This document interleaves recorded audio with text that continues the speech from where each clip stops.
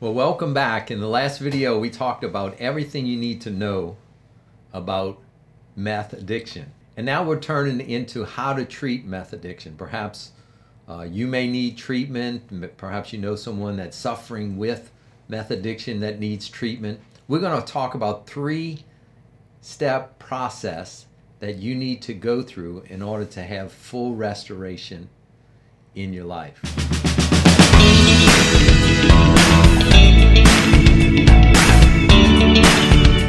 Let's jump right into it. First, I want to show you, this is a SPECT scan.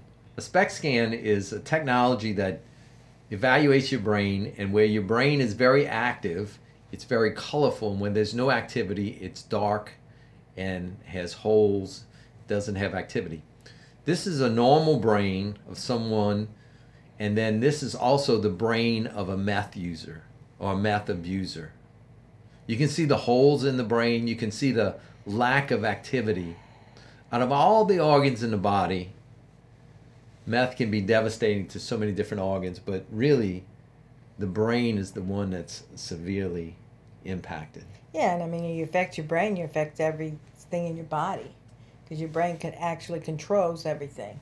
So in your 3-step process of recovering from meth addiction, the first step is physical healing. You need to put intensity and energy in your own physical healing, and that has to do with brain restoration. Yeah. By just using and stop using, your brain's going to start repairing, right? Exactly. But there's other things that you can do. There's supplements that you can take. There's this new type of treatment called NAD treatment, which is IV supplements that are given intravenously over a series of days. And what it does is it actually repairs the dopamine receptors. I still want to do that. I mean, I've been sober 39 years, and I still want to do that. I think that would be fascinating. I mean, we know a lot of people that have done that. Yeah, and I had really a client works. Went recently to a place in Springfield, Louisiana, NAD treatment, and he came back and his head was so much clearer. He was thinking clearer. His face looked clearer. He said he felt so much better, and he was actually coming off of opiates and other drugs, but it really did wonders. It was about I think a 6 or 7 day intensive treatment where he was taking IVs. So that's one example of brain restoration. In addition to just basically taking care of yourself, you're going to be taking care of your brain. Exactly. The second thing you can do in this first stage or first step in recovering is nutritional restoration. And due to the nutritional neglect, sleep deprivation, all the toxic chemicals that you've been putting in your body, or that meth addict has been putting in their body, simply eating right, doing things to restore the body and to help it detox or get some of those chemicals out of the body is very, very important. Well, when we talk about detox, a lot of people think about you're detoxing your brain and your body off of the drug itself immediately. But this, what we're talking about, is an and detoxing your body from the chemicals that are stuck there, that have been there, to continue to find methods that work to get that out of your system. Out of your system, yeah.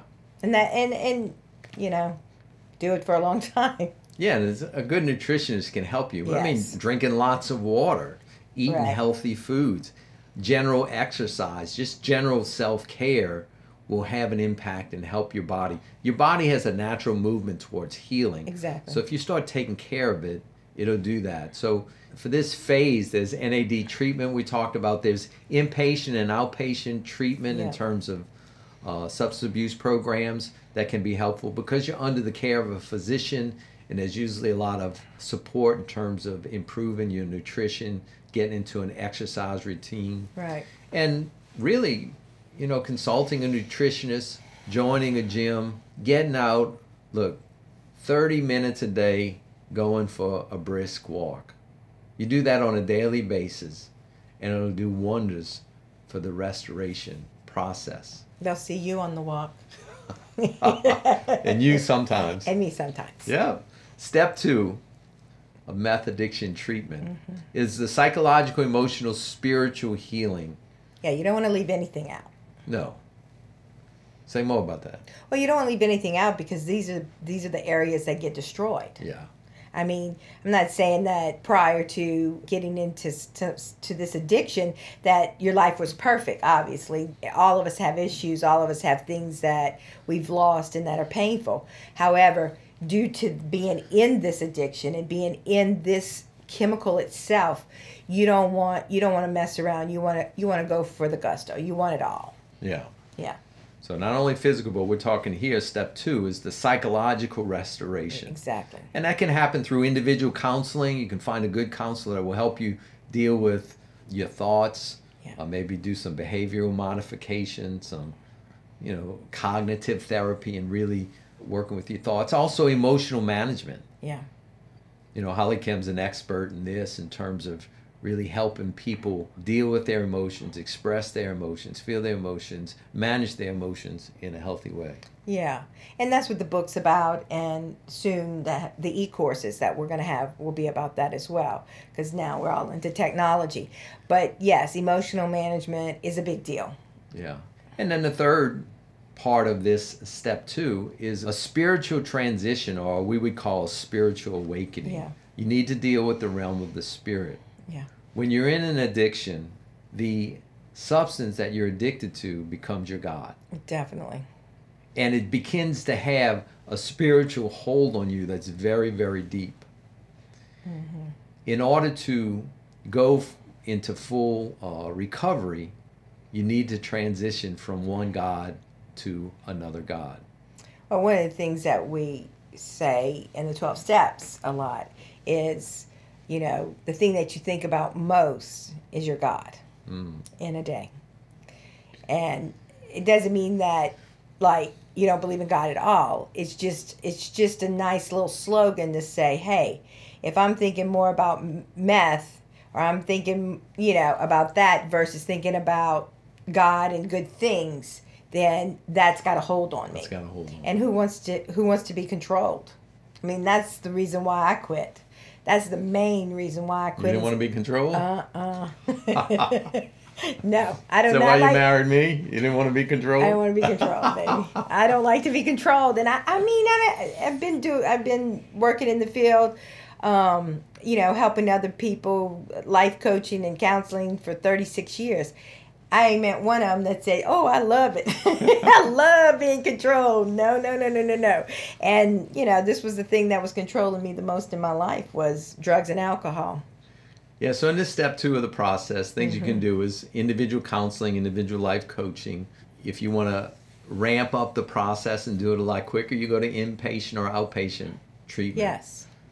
People are so much against inpatient treatment. Oh, it takes too much time.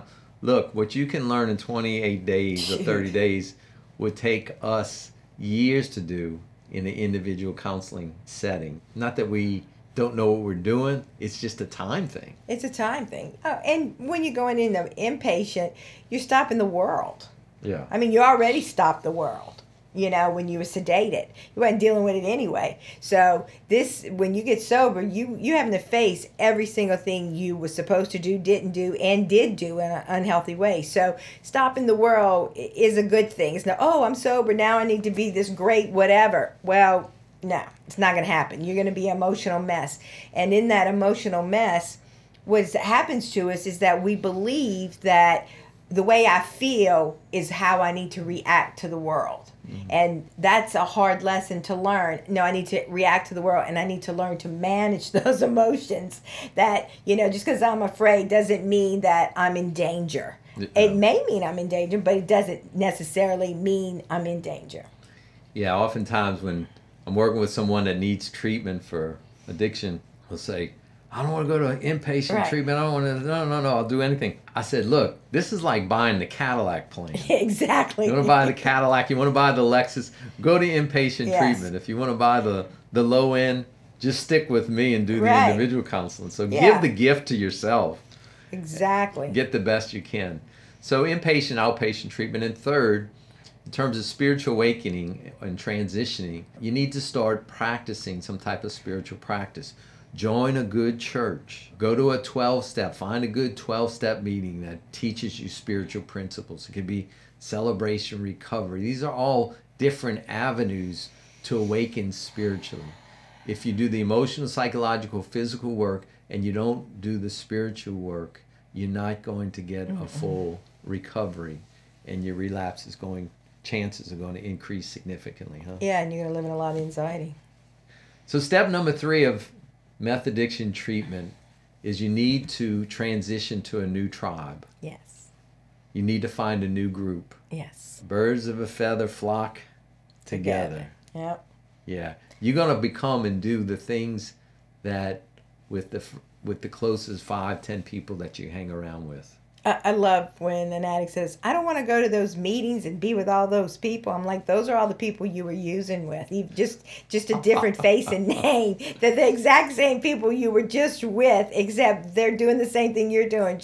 They're learning how to live life without being sedated and numb. So, those people are the people that you want to hang out with. I'm not saying that everybody in those meetings are, the whatever, but you're going to find some friends that have some same war stories and also have the same struggles of becoming your best self, your true self, who you really were intended to be.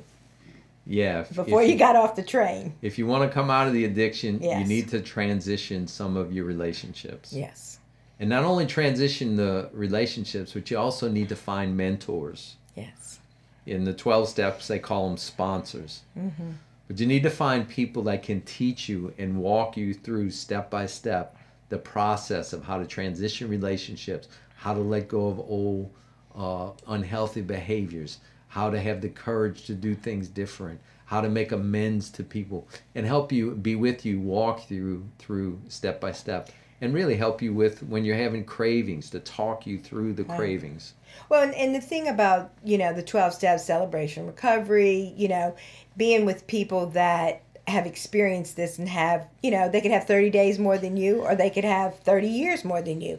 But the thing is that the judgment is going to be way little to none, because they walked in those shoes. They already know. It's like, I was there 6 months ago. Hang in there. It's going to get better, and they're not judging you when you remember a bad memory, or you having to deal with a loss that you realize what you did to your kids or whatever. That they're not going to judge you. They're going to hold your hand because they've walked the same street. Yeah.